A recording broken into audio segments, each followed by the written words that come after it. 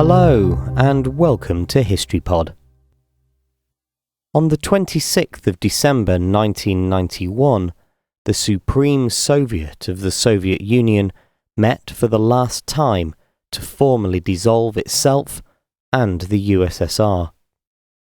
This followed Declaration No. 142H, in which the Supreme Soviet announced that the Soviet Union had ceased to exist as a state and as something subject of international law.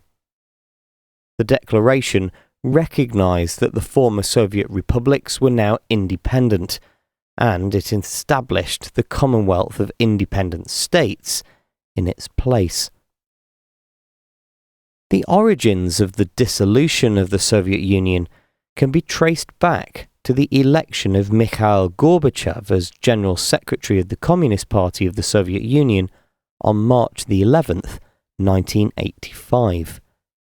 He came to office intending to revive the USSR's economy, but his reforms, most famously the twin policies of glasnost and perestroika, instead laid the foundations for the enormous popular demands for change that were to follow.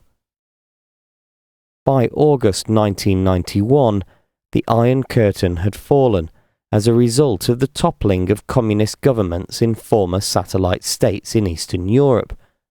This increased the pressure on Gorbachev to grant greater autonomy for republics within the Soviet Union.